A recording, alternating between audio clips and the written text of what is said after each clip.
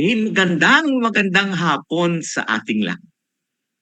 Ang Nobyembre ay isa sa mga importanteng buwan, lalo na sa mga bata, kabataan, at mga batang may kapansanan. Dahil sa buwang ito, ating ipinagdiwang sa buong Pilipinas ang National Children's Month. Kaya ang buong pangkat ng intonasyon, si Dejeron, si Doc Gina, si Jennifer, si Janine, si Dejeron, at yung ating mga technical na mga kasama ay buong puso na nag-welcome sa ating mga panauhin sa hapong ito. So, pag-usapan natin, ano ba ang kanilang mga karanasan? Paano ba nila naabot ang kanilang advokasya? At tanungin din natin sila kung ano ba ngayon ang sitwasyon ng kanilang kapwa kabataan at mga batang may kapansanan.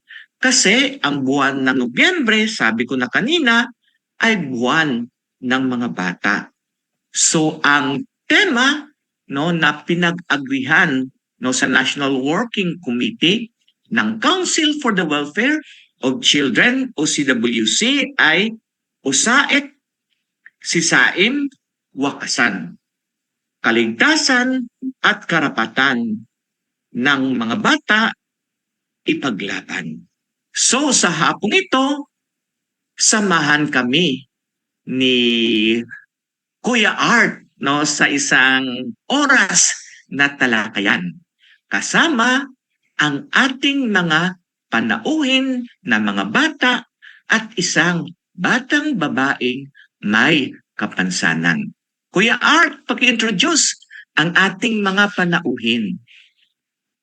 Okay, maraming salamat Kuya Ranil sa ating araw na ito. Magandang hapon po sa inyo lahat. Nandito po tayo ulit sa Wednesday ngayon, araw na to.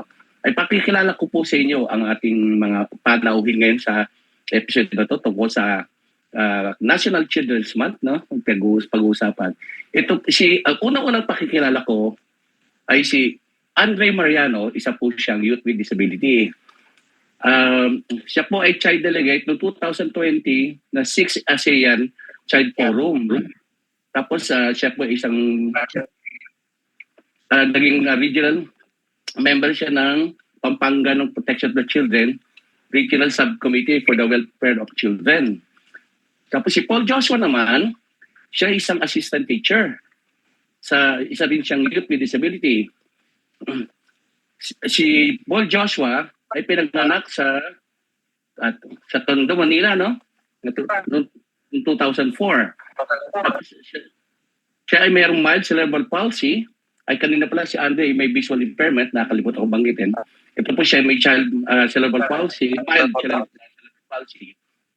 Siya ay hindi ito naging hadlang sa kanyang pag-pursue ng excellence, kahit na ganyan ang kanyang kapansanan.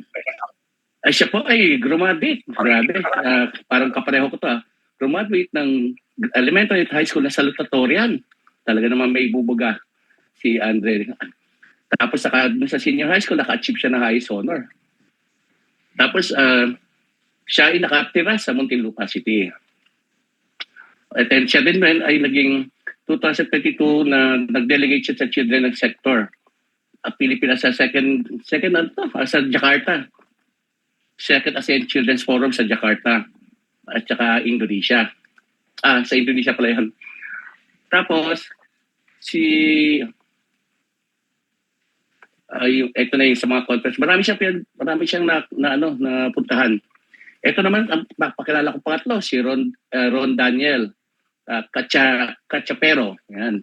Siya po isa ding youth with disability na member namin yan sa Mabini Movement. Isa din siyang mga opisyal doon sa Youth with Disability Mabini.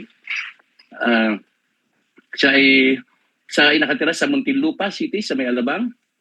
Siya pa kasalukuyan kumuha na sa associate Associate in Computer Technology, no? Sa pamantasan lungsod na may ng Muntinlupa. Tapos isa rin siyang badminton player. Siya din vlogger, content creator. Tapos sa Paris and Community Servant siya. Siya former BCPC at saka yung child president ng president siya doon. Siya din ang president founder ng kanilang organisasyon na tungkol sa youth. Siya din advisor ng youth with disability sa kanilang organization. Tapos, ngayon nagtatrabaho siya as BPO agent sa may Alabang, sa Gentech. Tapos, ang huli-huli natin papakilala ay si Isadora Angela Garcia. Isa po siyang may ADHD, siya po yung youth with disability. Ay, napapirma po natin siya, isa po siyang bata na below, pero ay napapirma na po natin. So, mayroon tayong consent para sa siya ay ma-interview dito live. Siya ay nag-aaral ngayon sa mataas na paaralan ng Nepali Gonzales Integrated School. Ayun, yun yung kanyang nakatira sa Mandaluyong City. So, yung pong ating panauhin ngayong araw na to, itong hapon na to, at balik sa iyo, Kuya Ranil. Okay, so welcome yung apat natin na panauhin, no? Actually, Kuya Art, no, mga kakilala na sila, no? Actually, I think tatlo sa kanila, no, member ng kanilang BCPC, no? Barangay Protection for Children, Council. at meron din sa kanila, no, member din ng local council, no, for the protection of children, no? Si Isay, I think ngayon member ng kanilang barangay council for the protection of children. At actually, Kuya Art, no, si Ron, isa to sa mga winner, no? Isa to sa mga winner, no, doon sa Draw Disability. Pinakita Wow. niya pa nga sa akin ang kanya winning piece, no, Kuya Art. At saka si Paul, no, actually si Paul Joshua, no, maraming pinaglipat-lipatan ito, Kuya Art. Batang Tondo to, Kuya Art, pero pumunta sa Taguig. At ngayon, no, nandiyan siya sa Birthright Foundation, no, nagtuturo sa diyan as assistant teacher. Kinuha siya muna ni Teacher Miriam, no, sa Birthright. Kaya we say hello, no, sa taga Birthright at saka mga kasama nila, no, na mga youth, no, and children with disability. Sige. So bago tayo siguro, Kuya Art, magsimula, no, ng formal natin, no, na talakayan, no, hinga natin sila ng kanilang mga pagbati, no, sa kanilang mga kapwa, no, youth and children with disabilities. Sinong mauna? Ikaw ba? Ladies first. PJ? Ang gustong bumati, PJ? Gusto niyo bang bumati? Sinong gustong unang gustong magbati? Si Isay. Siya ang babae. Siya ang muna. Isay. Isay. Gusto mong, greet, no? Yung mga kasama mo dyan sa Mandaluyong, Isay, o mga classmates mo. Ay, hello po. Shoutout po sa mga taga Mandaluyong dyan at mga class. Okay, sige. Thank you, Isay. Okay. PJ? May batiin ka, no, sa mga taga Birthright, yung mga kasama mong youth with disability sa Northfield, PJ. Tapos siguro si Andre and then si Ron.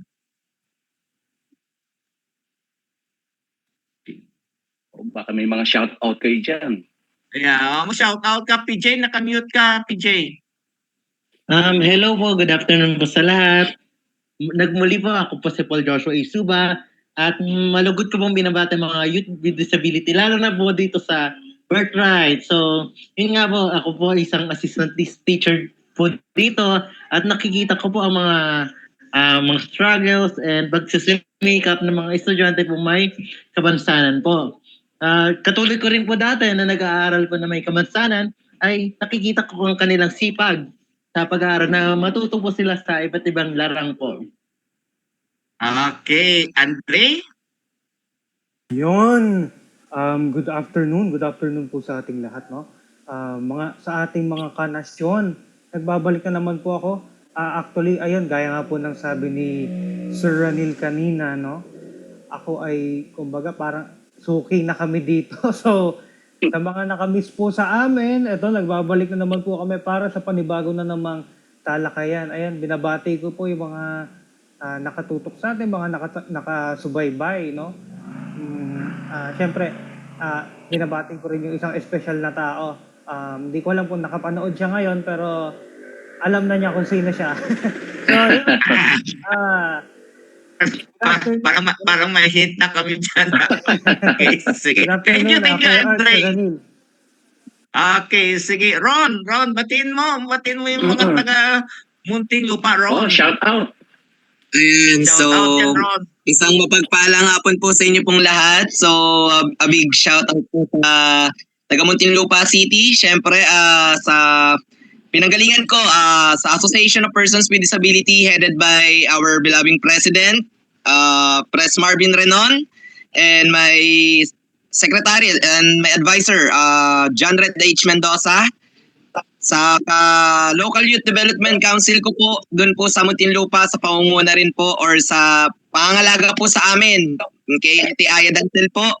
At the same time, sa SKMKYO po, sa samahan ng mga kabataang may kapansanan youth organization family ko po, sa mga officers sa tumutulong din po sa akin upang maisakatuparan po ang mga programa at proyekto na nagagawa po na sa katunayan po, in the make of the history po, kami po yung kauna-unahang youth with disability organization po na nabuo sa Muntinlupa na kung saan po ito po yung ginawa po nilang inspirasyon upang magkaroon po ng kasunod po na youth with disability na sa katunayan po kami rin po ang kinuwang advisor which is sa youth with disability population po.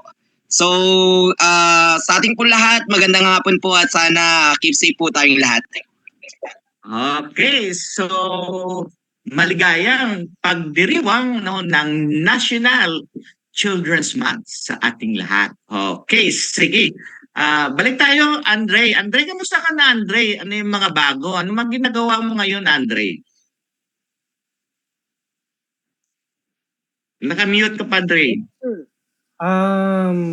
Ngayon po, I am currently studying ng grade 12. So, malapit na mag-graduate. Konting kenbot na lang. So far, sir, wala naman masyadong ganap. Wala namang bago. Ito, advocate pa rin tayo, youth facilitator, and hopefully, syempre, nakakapag-touch pa rin tayo ng lives and nakaka-inspire.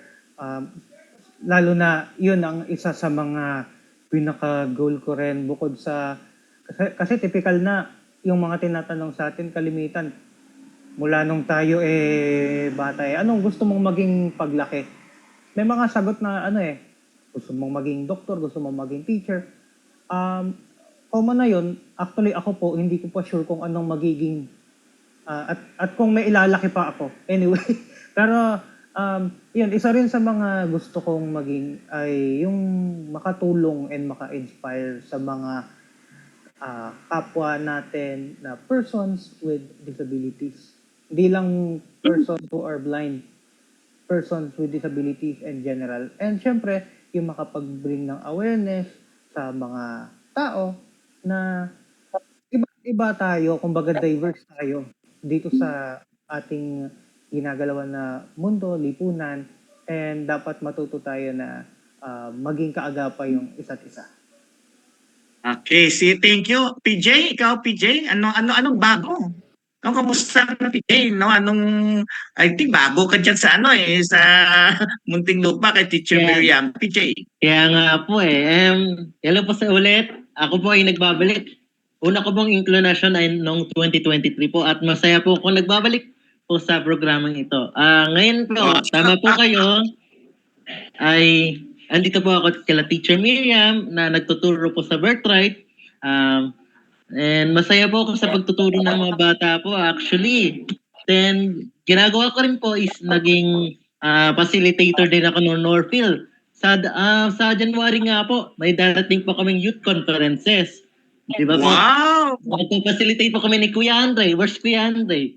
There you go. Si Kuya Andre ang kasama ko doon. magta-training po kami sa Sunday. And then, armed po with the facilitating past conference po ng Northfield, ay nakikita ko po ang hirap ng mga persons with disability. Kaya dapat po tayo andito para maging boss po nila. Diba po, iba po kasi sa nare-restrain sa kanilang disability po. Kaya andito po tayo upang maging bosses ng aming sektor po. Okay, sige, may pag-usapan tayo dyan mamaya, PJ, no? Isay, ikaw Isay, kumusta ka naman Isay? Anong pinagkabalahan ngayon ni Isay? Mabuhay sa inyong lahat at mabuti naman po. At sa pag-aaral ko naman po is mabuti naman din po. At nakakasabay naman po ako sa aking kamag-aral. At balita ko po nung first quarter ko po with honors po ako. And pagdating po sa Friday, Wow! first quarter po. The art with May ko po honors lang to, ha? may honors po ako. Yun na po, Okay, maraming sige, thank salamat you, Isay. po. Wow. Yeah, Ron, anong pinagkabalahan natin maliban sa trabaho mo, Ron? Ayun po, sa kasalukuyan po, ma-share, ewan ko po kung tama, dapat po bang ma-share na ngayon? Kasi po technically na-stress, kumbaga medyo pressure lang since may inasikaso po ngayon dahil for the upcoming preparation nga po sa this month of December, if I'm not mistaken po, since isa rin po kasi po sa delegate po ng Disability Forum. And aside po dun po, since biglaan din po kasing pangyayari yun, yung sa aming organization po is nagpe-prepare na po kami for the upcoming second SKMKYO Christmas Party po.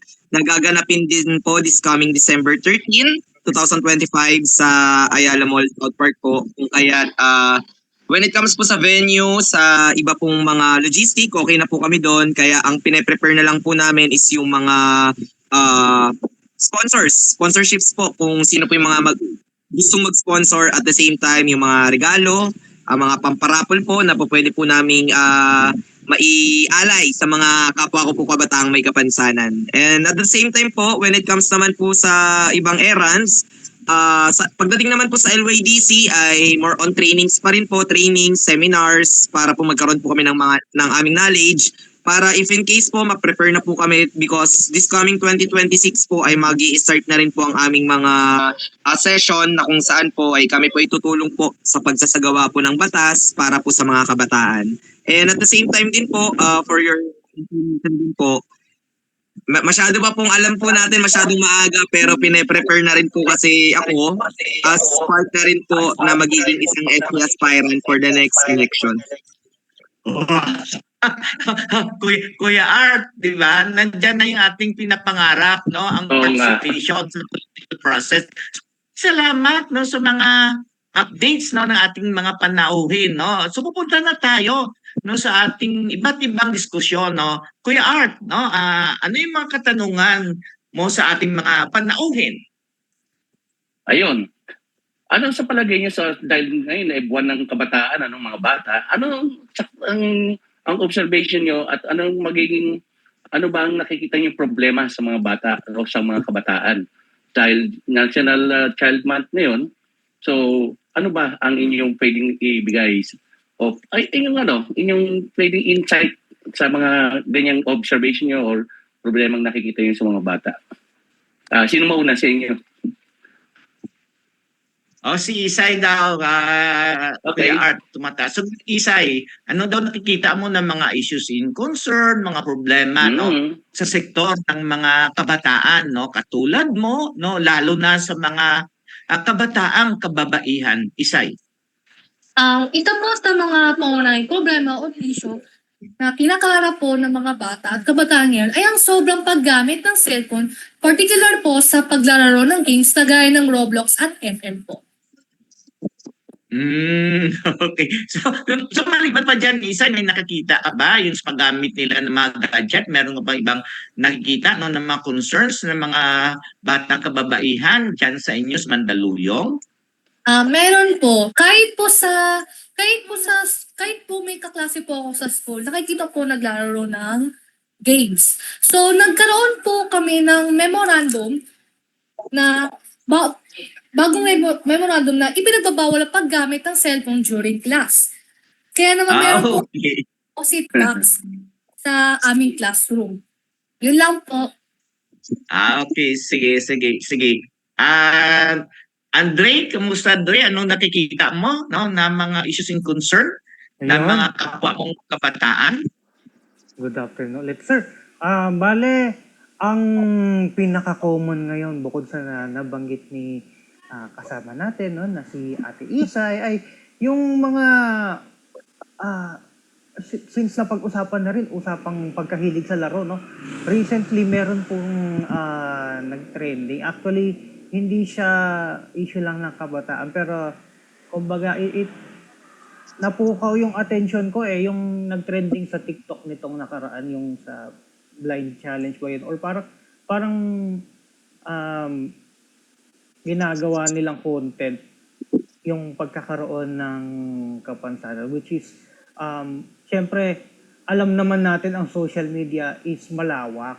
So hindi lang po mga matatanda ang nanonood pati mga bata even kids na younger than us mga 9, 10, 11 years old, 'di ba?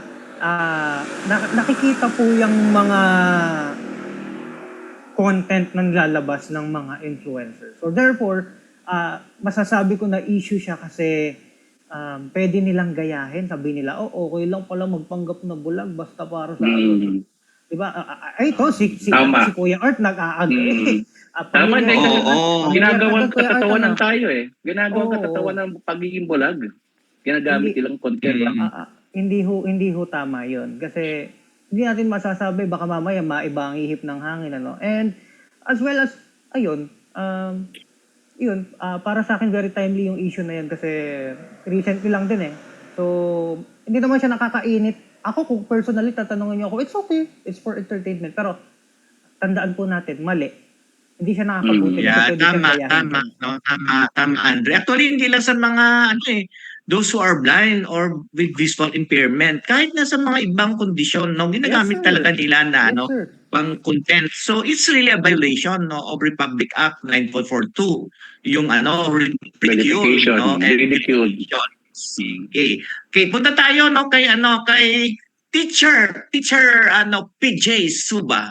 PJ? Yes po. Dito po sa Muntinlupa, recently po is may nababalitaan po kaming nagsusuicide. Tutulad po nangyari sa isang vlogger po na si Eman Atienza po na anak po ni Kuya Kim. Ni Kim. Nagkaroon po ng issue po tungkol sa mental health issues. Kasi po napakalaking issue po ang mental health po sa ating bansa. Kasi may mga kabataan talaga na kahit kapag nakaranas po sila ng hirap sa buhay, o kaya kung piling po nila is wala na po silang matatakbuhan, is pipiliin na lang po nilang kitilin ng kanilang buhay, which is sa mata po ng Diyos, sa mata din po ng tao, is mali. Maling-mali po talaga na dapat po talaga is magkaroon po tayo ng awareness sa mental health ng isa't isa kasi andito po tayo sa isang mundo. Tayo din po magtutulungan. Sabi nga, no man is an island po, di ba? So, kailangan po natin damayan yung isa't isa pagdating po sa mga issue po na kinaharap po ng mga kabataan para hindi po tumaas yung rate po ng ating mga suicide victims. Kasi po, nakakaawa, is a glaring issue po kasi recently po, since yung isang vlogger po or influencer po ang napakamatay. Kaya, di ba po may help hotline naman po tayo? Dapat palawakin po natin yun sa ating palagay. Do you think ang issue on the mental health is also true sa mga bata at kabataan may kapansanan? Yes po, kasi po mga kabataan po ngayon is naaabuso or feeling naman na-left behind. Kaya yun lang po nilang only choice. Kaya ano ang dapat po natin gawin? Bigyan ng sagot yun by bigyan ng seminar. Parang po focus po tayo kung paano nating idadamayan yung mga taong may problema or mga kabataan may problema sa kanilang issue sa family, maybe finances po, di ba? So, dapat mo nating damayan or agapin yung isa't isa po. Yeah, Kuya Art, no, take it from the experience, no, Oo ni nga. no. Kilala ko to si Paul Joshua eh. Marami din tong dinaanan, no, Kuya Art. Oo. Pero siya ngayon, nagiging advocate pa. Okay, si Kuya Ron, it's your turn, Kuya Ron. Ayan, well, sa akin naman po, yes, agree naman po. Agree po ako sa tatlo po na sinabi po nila. Siguro madagdag ko na lang po is dahil lahat naman po kami is dumaan po sa pagkabata as well as kami rin po ay may pare-parehas din na may mga health concern. In a way po na isasama na rin po natin po yung mga persons not or mga batang walang kapansanan is number one talaga po na problema po sa kanila is the bullying. Bullying inside and outside Tama. school. So, nakaraan din po, may share ko lamang po. Ako po ay isa po sa naimbitahan bilang isang representative po ng youth sa Save the Children. Aside po sa child abortion, is isa rin po talaga sa pinakatalamak po na issue pagdating po sa mga kabataan or sa mga bata ay ang bullying po.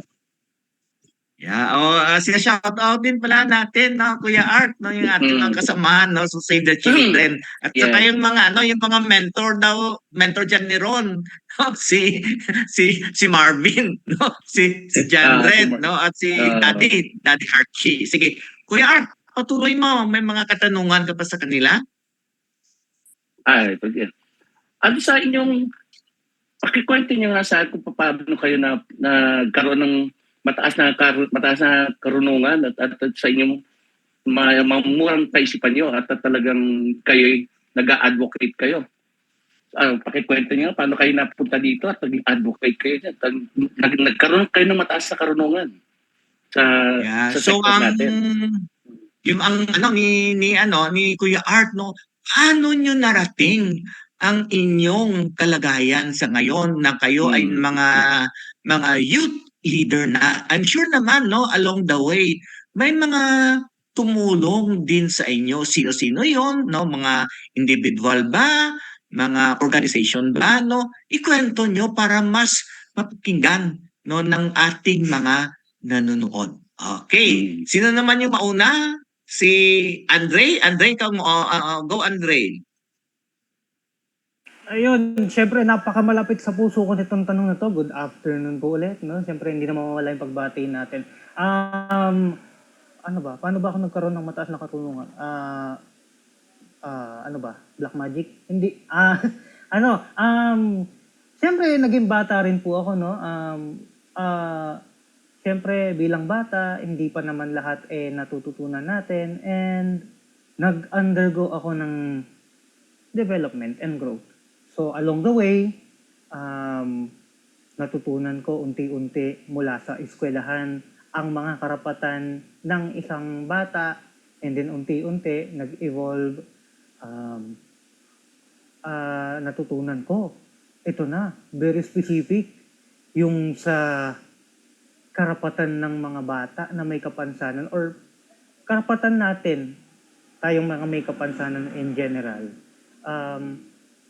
Kumbaga noon sa akin, wala lang sila. Parang okay, sige, tinuturo sila as part of the curriculum. Pero nung na-involve na ako sa mga advocacy na ganito, mga conferences, workshops, mas naging malalim.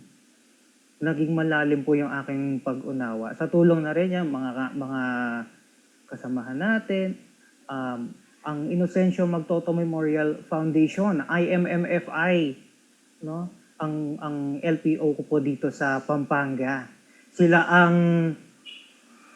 naging tulay o naging daan para makilala ko ang aking itinuturing na tinuturing ko na mentor naming lahat, si Sir Ranil. Kasi kay Sir Ranil sa Norville nagsimula ang lahat. Andre, dahil nandito ako, kasi sabi mo na ako yung mentor ninyo. Hindi, sir. Kasi alam mo, sir, walang pagbibiro kasi si Sir Ranil yung unang tao na naniwala sa amin diyan sa Norville na kaya naming maging leader din kasama nila Ma'am Tess, yan sila director, yung mga iba pang mga staff ng Norville noon. Hindi ko na po kayo papangalanan isa-isa. Pero kayo po yung mga gumabay sa amin kasama ng aming mga magulang, mga LPO.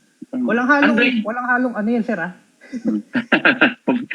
Andre, ikaw ba yung pinanganak na bulag? Yes, sir. Okay. Po. Masyado maganda yung struggle mo, yung challenges mo dyan bago ka na tuto talaga at talagang pagiging bulag mahirap lalo pag walang gamit, ano? Yes, sir. At saka, isa rin, sabi nga din ho ni Sir Ranil noon, kumbaga parang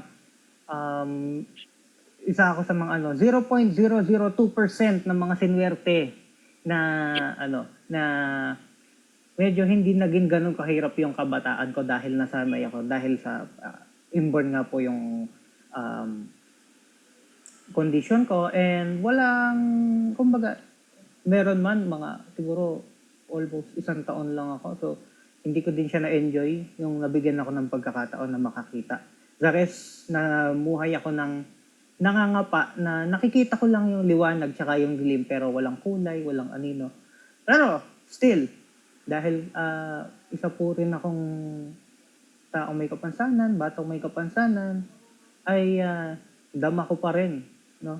Kung ano yung hirap nung iba natin mga kasama. Hindi ko man personally na naranasan, pero base sa mga kwento nyo ay naiintindihan ko. Kalimitan ng mga kasamahan po natin. So, Yes. yan. Thank you, Dre, no? Sa mga ating tagapakinig, no? Sinabi kanina, no, ni si Andre ay naging representante din ng Pilipinas, no, sa isang international, no, na youth forum, no.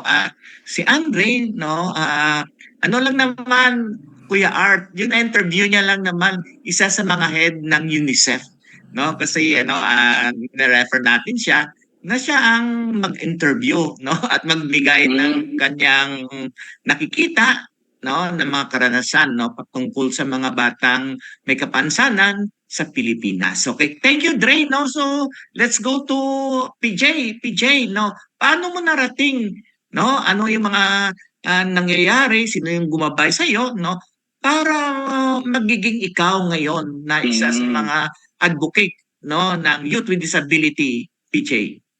Okay po, sa pagkakasabi po kanina ni Sir Ranil, ay naging mahirap po talaga mabato. As should I describe ng aking journey po to be a child with disability advocate. Una po is ang una anong po sa talaga sa akin is my lolo. My lolo is my superhero po dati. Then siya po nagtuturo ng mga basic mga karapatan ng mga kabataan, na responsibilidad po sa ating bansa, and yung mga laws na dapat sundin po sa ating bansa. Then ang una nagmumulat sa akin sa mga sector po ng PWD is for CPREP. May unang LPO po sa Manila. CPREP, then sila ba yung shout out kay kay Teacher Shell, kay Sir Alan. Isang teacher yung PT din na kasama mo sa Malaysia ba yun? Rhea po. PJ? Si Miss Rhea. Si Teacher Rhea. Yes po, sila bang una nagmulat po sa akin tungkol po sa mga problemang kinakaharap po ng mga persons with disability po. Then sa pagkaangat ko po sa pag-advocate po ng mga sector po namin is na napansin naman po ako ng CWC at binadala po sa Jakarta, Manado, Indonesia po, sa 7th ASEAN Children's Forum. Naging masaya po ang aking pagpo-forum po doon kasi nakikita ko po bawat problema po ng mga persons with disability po sa ating region po. Sa Asia, sa Thailand, sa Indonesia. Then yung makwento ko nga po, sa Indonesia nga po, nakita ko po is mas mapalad pa po ang mga PWD sa Pilipinas kasi nakikita ko mo mas naalagaan po ang mga persons with disability po dito kesa po doon sa Indonesia. Bakit po? Yung mga pasyalan nila walang mga ramps. Wala din po yung mga railings na nakakatulong po sa aming mga persons with disability. Kuya Art, by the way, si PJ ay isang wheelchair user, Kuya Art. Yes, okay. I'm a wheelchair. Pero Yes. doon sa Jakarta, nang nagpunta ako sa Indonesia, meron silang yung tactile. At yung meron din sila yung iba ramp. Siguro may mga lugar na puntahan mo medyo wala. Medyo abong. City kasi talaga mismo yun, Jakarta. Kaya meron naman yung iba. ang naging kita ko lang doon, di ba, kung may deaf, tsaka sa totoo lang, ang batas sila, kukunti, compare sa atin, ang daming batas Okay. para sa persons with disability. Sa kanila, halos 2-3 lang yata yun. Opo. Ganun. Tsaka ang sabi daw po, konti lang daw po yung wheelchair users sa Indonesia daw po. Madalas po, mga persons with Down syndrome daw po. Ang madalas pong disability sa Indonesia po. Kaya medyo nalungkot din po ako as a wheelchair user na konti lang po talaga yung laws na nakakatulong po sa amin doon sa Jakarta, Indonesia. So, yun po. Then, I want to thank po si Ma'am Gami po kasi kung wala pa si Ma'am Gami from Northfield, di po ako makakalagpas during the times na wala po kaming pagkain kasi po yung pamilya po namin nagkawatak po noon. Watak-watak. Then, nalipat po ako dito sa Cavite. Then, di magandang experience ko po sa Cavite. Ay lumapit po ako ng tulong kay Miss Gami po ng Northfield po. Kaya shoutout po sa kanila at buong Northfield po sa pagtulong nila po sa akin. Sila po ang Magaling talaga ang taga po sa Northfield. akin. Yes po. Sila pa yung nag-ano po sa amin kala Teacher Miriam po sa Birthright po. And malaking pasalamat ko din po sa Birthright, lalo na po kay Teacher Miriam na tinanggap po nila ako dito ng open arms and with a smile po, di ba? Kasi hindi po biro yung naging naranasan ko po doon sa Cavite na 7 asa po at 2 beses na po akong nakagat doon. Di ba talaga ako nakakalabas po kasi dahil yung mga aso ay nakaano po sa pinto. Kaya yun po, naging kalunos-lunos po yung experience ko po doon.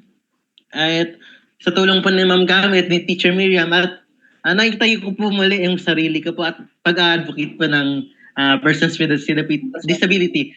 Ngayon po, sina Ma'am Miriam naman po yung nagpo-polish ng aming kaalaman po. Kaya thanks po sa mga taong behind sa aking success, lalo si Prep, Northfield, CWCN, today, as of today, Birthright po.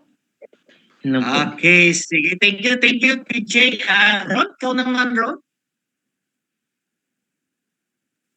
Ayan, well, sa akin po, from the start po, kung ako po itatanungin kung sino po yung mga tao na nasa likod, kung bakit ko po ito po nahantong ang aking success po. Actually, hindi pa po success, nag-uumpisa pa lang. Well, number one thing po is my parents, si mama at si papa, as well as yung kapatid ko po, na lagi pong nakaantabay po sa akin na every time na by the way po, ito kasi yung taong may sakit po na epilepsy, so ito po yung nag-seizure. So every time na nagsi-seizure po ako, kapatid ko po ang isa po sa tumutulong po sa akin, lalo na kapag wala po ang aking mga magulang. And then, isa rin po siguro sa masasabi ko po na tumulong po sa akin upang bilang isang mabuti or bilang isang maimpluwensyang leader ay si Ma'am Merlinda Borja na nasa kabilang buhay na. Siya po ay nag-training po sa akin bilang isang servant po sa simbahan at ako po ay nakapaglingkod sa simbahan ng higit 1 dekada dito po sa San Roque de Alabang Parish po. And maidagdag ko na rin po si Father Rosico Cruz bilang spiritual mentor ko po. Siya po yung palaging nakakausap ko every time na nagkakaroon po ako ng problema at lagi niya po akong pinagdadasal. Siyempre, nabanggit nyo na rin po, pagdating naman po sa persons with disability, hindi po mawawala po dito yung pinaka-mentor ko po talaga, si Sec Jandred or si Kuya Jan. Every time na may seminar, Ron, puntahan mo yan, Ron, ating ka dyan, kaya mo yan, puntahan mo yan, tayo. So, madagdag ko na rin po, yung mga teachers ko po, elementary, high school, Pancil College, talaga pong fully supported po sa akin every time kung saan man po ako mapadpad. Yung pa academic or extracurricular activities, talagang sinusuportahan po nila ako. And at the same time, sa ngayon po talagang KMKM Federation, through the head of or through the preside po ni Pres Marvin and to my co-officers po ng SKMKYO, sa mga magulang po ng mga batang may kapansanan na opisyales na nakakatulong ko po or nakakaisa ko po. So sila po yung mga naging dahilan or sila po yung mga nasa likod po ng aking buhay kung bakit po ako nandito po sa ngayon. And as of now, siguro masasabi ko, madagdag na rin po dyan. Since andyan rin po Sir Ranil, and at the same time, si Dr. Gina Manalaysay. Shoutout po kay Dr. Gina. Isa na rin po sila, naging part sa buhay ko po na isa sa maging mentor na as of now po, tinetraining po nila ako, pine-prepare para maging isang leader po when it comes to sa Mabini. Wow, thank you, Ron. Yan. Binid movement youth yan, pinaka-arts. Sige, last, no, but not the least, punta tayo kay Isay, paano ka maging leader dyan? Sino yung mga tumulong sa'yo? Sino yung nag-inspire sa'yo? Sino yung nag-mentor sa'yo, Isay? Okay, buksan mo yung mic mo, Isay. Okay, sige, go, Isay. Okay. Sa inyong lahat, yung parents ko, dahil sila po yung naging instrumento ko po sa pagiging active ko po sa pag-aaral. At sila din po naging daan at nag-guide po sa akin. At sila din po yung taga-suporta ko po sa akin po sa pagdating sa mga academics. Nung bata pa ako, ikukwento ko pala po, nung bata pa po ako, yung dating Isay po na lagi po nagwawala, yung mama ko po nahihirapan din po sila. Kahit sa school, sa therapy po, dahil may gusto po akong bilhin at kapag na may nagkakamali po ako, binubura ko po. Pero ngayon po ay tinatanggap ko naman po yung pagkakamali ko po. At isa naman po dun, yung mga teachers ko po sa school po, sa aking pag-aaral po. Yun lang po, maraming salamat po. Shoutout po pala po sa mama ko po sa bahay at yung papa ko po nandito po sa Pidagopis po. Yun na nga, nakita ko si mama at papa mo. Pero Isay, paano ka ba sinusuportahan ng pidad ng Manlaluyong, no? Lalo na si Miss Wina. Baka gusto mo ikwento yan. Nahiya ka ba dahil nandiyan ka sa pidad ngayon? Kasi ang pidad naman, lalo na si Ma'am Wina, no? Sobrang matulungin yan, no? Sa mga children and youth with disabilities. Okay? May gusto kang sabihin sa kanila? Madami po. Lagi po ako nagjo-join po sa mga programs po para po sa children with disabilities. At sa LCP, at naging member po ako ng LCPC or Local Council for the Protection of Children po. Di ba, Isay, naka-attend ka rin sa Children's Conference ng Northfield Foundation, di ba? Yes po. Mga 3 days po yata po yun, Sir Ranel po, no? Oo, pumunta. Kasama ka ba nung pumunta tayo doon sa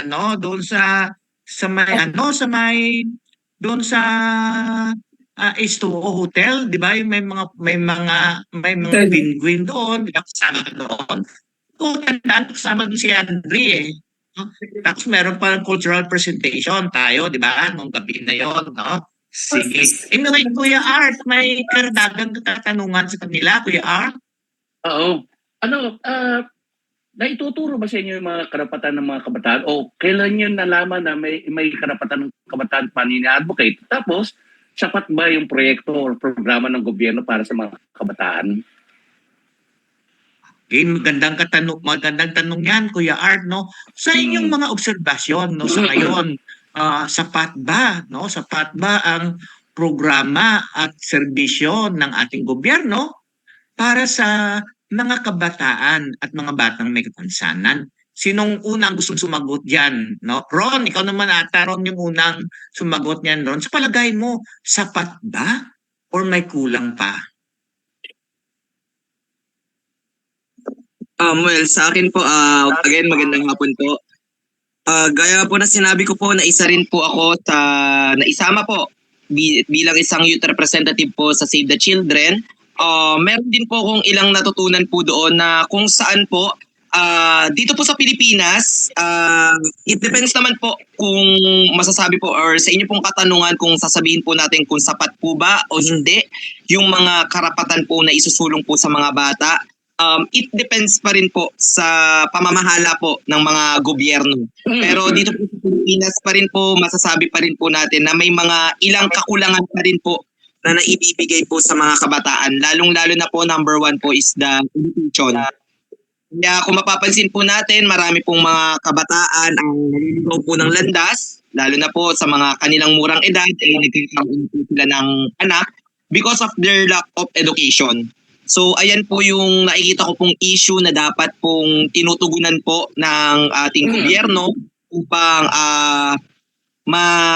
maibsan po or mapigilan yung ganyang pagtaas po ng issue, at the same time yung STDs or yung mga HIV po, dahil sa tinatawag po na curiosity po ng mga kabataan ay nagagawa po nila po yung mga hindi karapat-dapat po na gawain. Dagdag ko din ng Ron, Okay, thank you. sa lahat, Kuya Ronel. Ano ba ang gusto niyong gawin sa pamahalaan? Ano bang magagawa niyo sa pamahalaan tungkol sa mga binanggit niyo yan? So dagdag na rin sa question na yan. Sorry po. Okay, sige. Balikan natin mamaya, no, si Ron, no. Andre, ikaw, ano sa palagay mo, sapat ba, kulang? Ano yung recommendation, no? At ano yung pwede natin magawa? Okay, so yun, magandang hapon po ulit. At para sa akin po, mag-a-agree ako sa sinabi ng ating kasama na si Kuya Rod, no? Na nakadepende yan, nakadepende pa rin sa pamamahala ng LGU. Kasi kahit 1,000 programa ang ipatupad ng national, kung pagdating ng lokal ay hindi naman maipatupad ng maayos yan, may sasagot pa rin po sa inyo ng meron. Diba? Meron at meron. May mga provinces or may mga LGUs tayo na okay, kudos, pasado. Sa pagdating sa mga programa and sa mga pagiging PWD friendly ng ating mga lokal na pamahalaan, pero hindi po lahat, sadly. Kung baga, yun po, hindi, meron naman. Pero kung meron man, hindi siya widely known. Ako, to be honest, sa mismong bayan namin, hindi po, I am not aware kung ano yung mga programs na specifically para sa mga bata or sa mga children or persons with disabilities sa bayan namin, kung anong ginagawa ng municipality, ano ang programa ng mayor. Pwedeng meron, pero hindi niya ako naaabot. Hindi siya dumadaan sa akin. Okay, Pero, yeah. Ibig sabihin, parang kulang pa siguro, Andre, yung information, Yes, sir. dissemination. Yes, sir.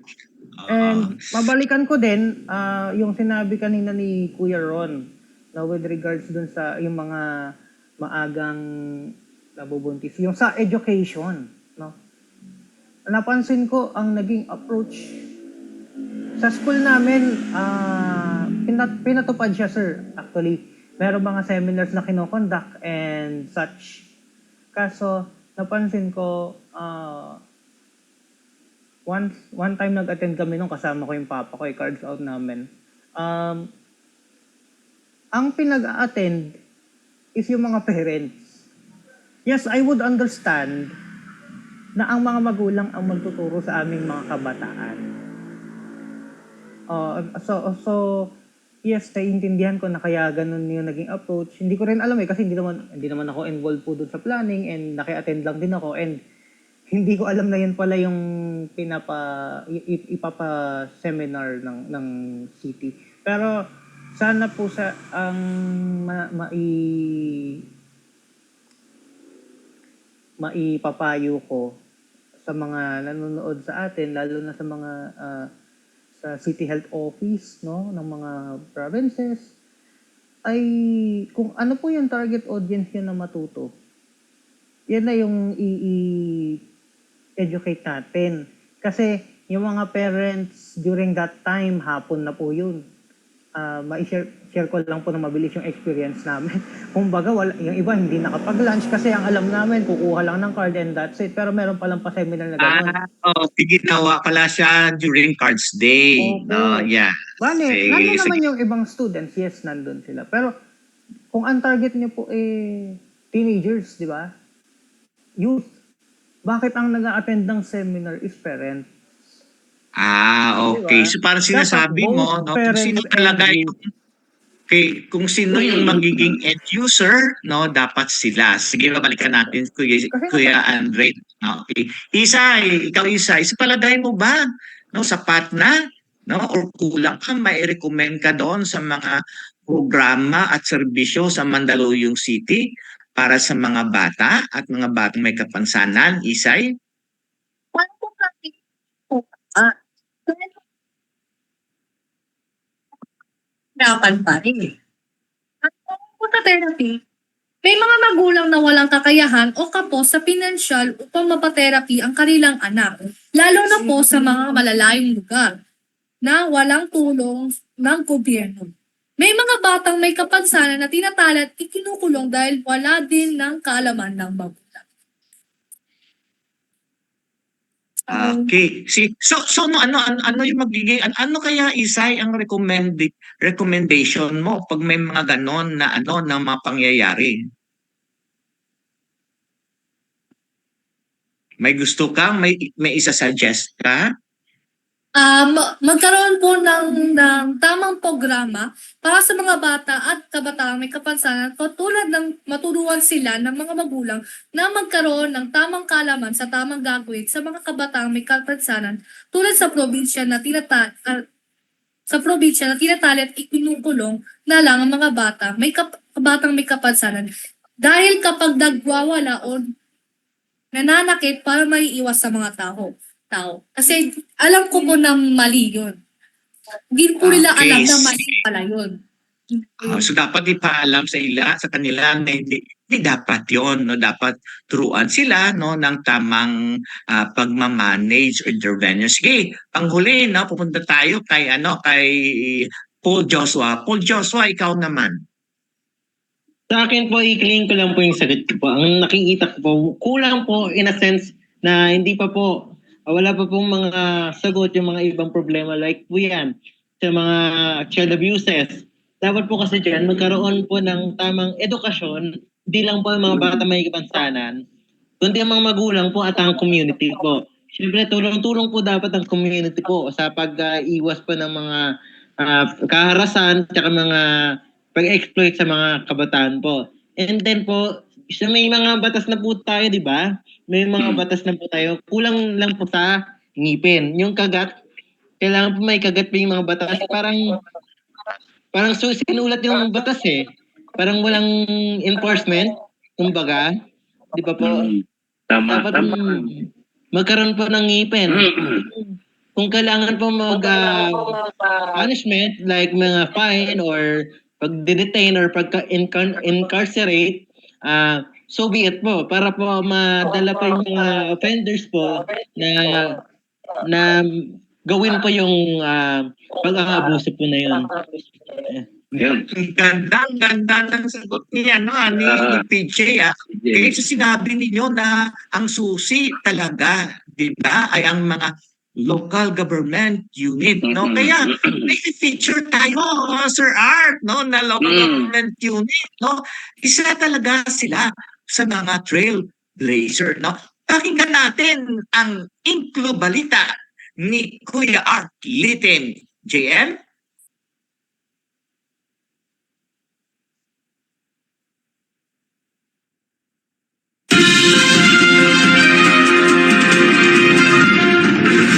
Isang magandang araw po sa ating mga tagasunod po ng Inclonasyon. Nandito po tayo ngayon sa The Palms Country Club kung saan nagkaroon po ng activity launching po ng early warning system. At kasama ko po ngayon ang ating butihing mayor, si Mayor Rufi Biason na ipagpapaliwanag po niya at paano po nahantong at natuloy po itong klaseng early warning system for the deaf. Mayor, magandang araw po.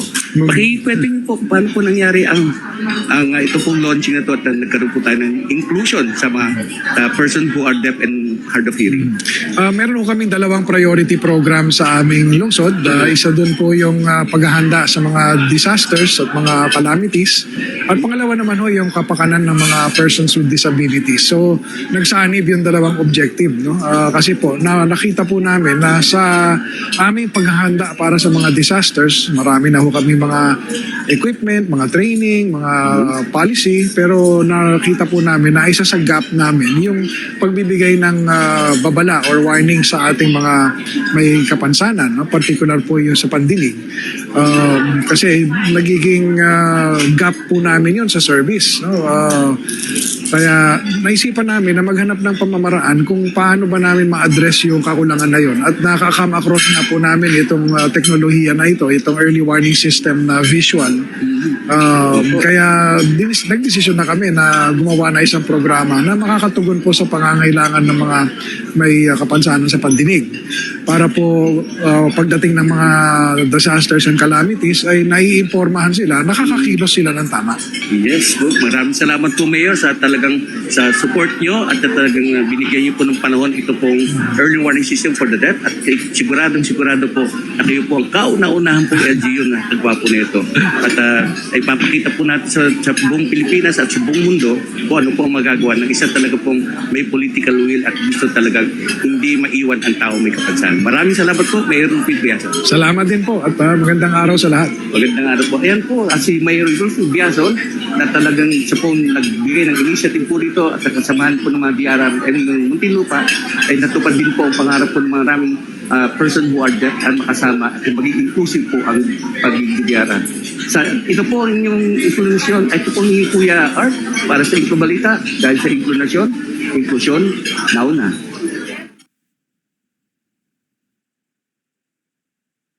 Okay. Maraming salamat, no? Maraming salamat, Kuya Art, no? Napapanahon talaga ang ginawa ng local government unit ng Mandaluyong City, no? Lalo na, no?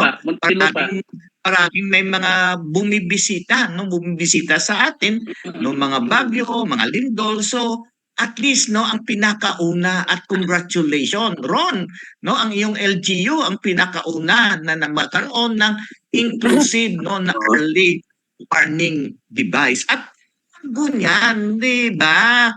Ating batiin, no, si Kuya Art ng isang maligayang arawan. Kuya Art, happy birthday.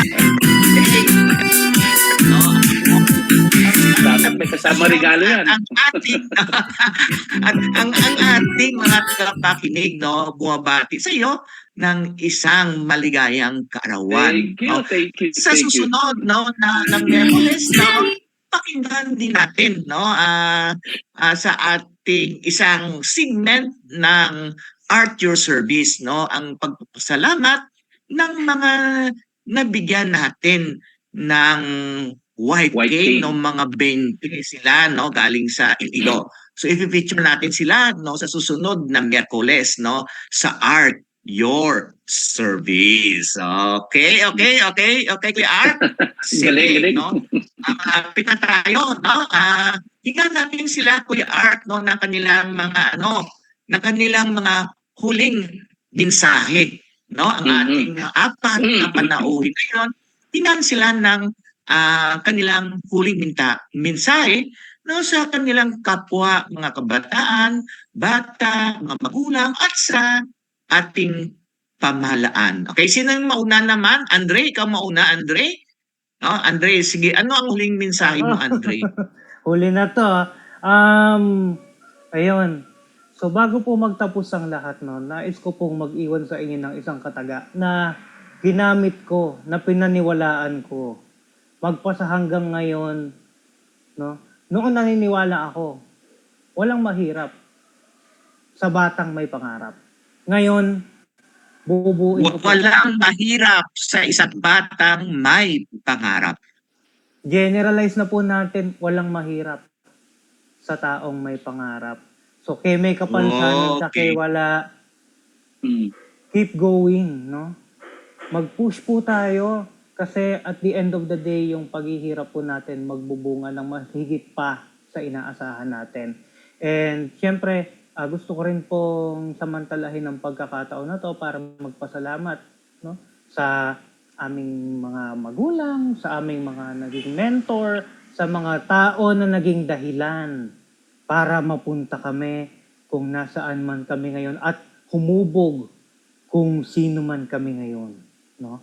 At ang Okay. mensahe ko po sa lahat po ng mga magulang wag po tayong maging dahilan para sumuko ang inyong mga anak. Tayo po ay maging daan para matupad nila ang kanilang mga inaasam na pangarap. Yes, good. Okay, Well said. great. No, actually, Art, no, marami din dinaanan to si si Andre sa buhay. Siguro mga next time na lang. Okay. Ate Isay, ano yung huling mensahe, Ate Isay?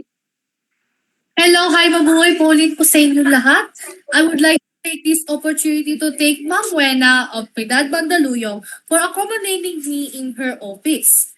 Thank you so much po, Ma'am Wena, sa lahat ng supporter niyo po. Hindi lang sa akin, kundi sa lahat ng mga batang pansanan ng Mandaluyong.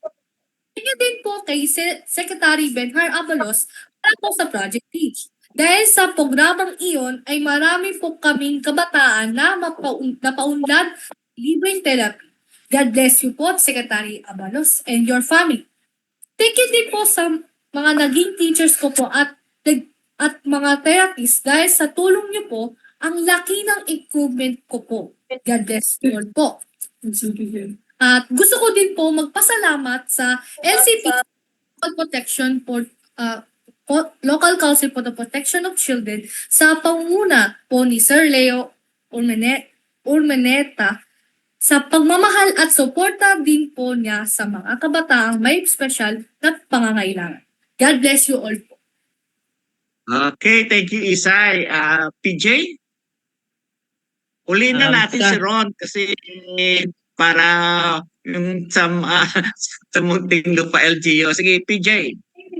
Para sa akin po naman, marami pong salamat sa Birthright. Unang-una po kay Ma'am Miriam sa pagsastay po dito at pagbibigay pa ng aking lakas at bagong karunungan sa pag-advocate po ng PWD po. And then, nais ko pong magpasalamat sa mga tumulong po sa akin or feel.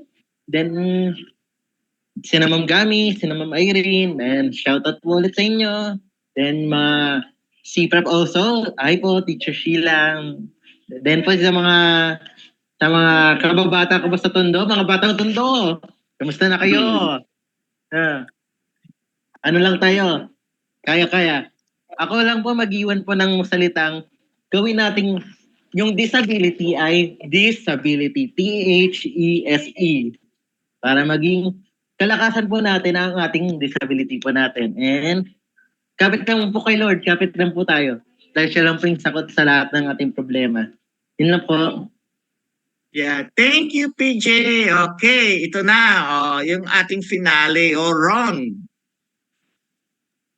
Ayan, so mula po nung pagkabata ko, nung na-elect ako as a BCPC and LCPC year 2019, ang isa lang po talagang nilaladala kong kataga is, ito, ipangkakalatan na po natin, our disability is not a hindrance to show our ability.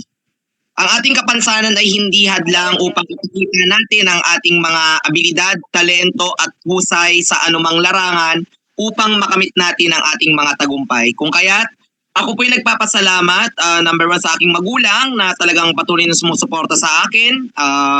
Hanggang sa ngayon, ang aking kapatid din, sa aking advisor na sila Sec John Red Mendoza and Pres Marvin Renon ng KMKM Federation.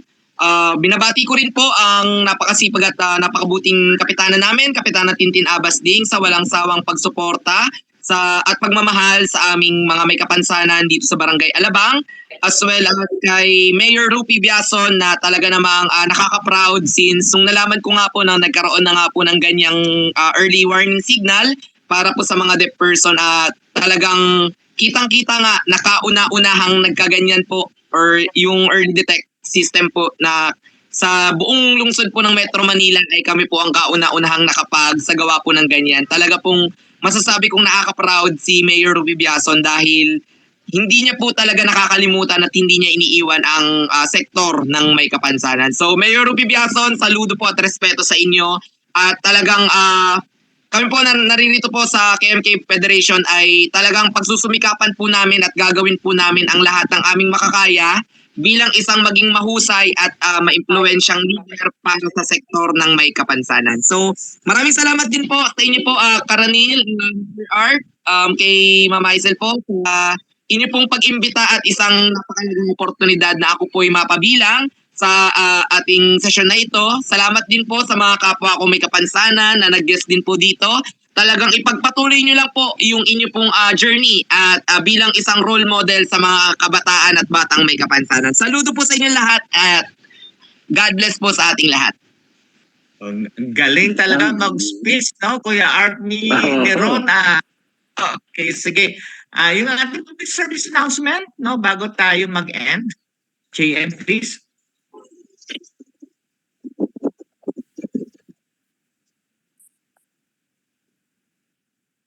Hone your skills, gain experience, contribute to a meaningful cause. Incarnation is accepting interns and OJTs for our Facebook Live program dedicated to promoting the rights of persons with disability. Apply now and let's make a positive impact together. Send your application to incarnation@gmail.com. It's incarnation@gmail.com. INKLUNASYON@gmail.com and address it to Incarnation Core Group through our technical assistant, Joanna Marie David.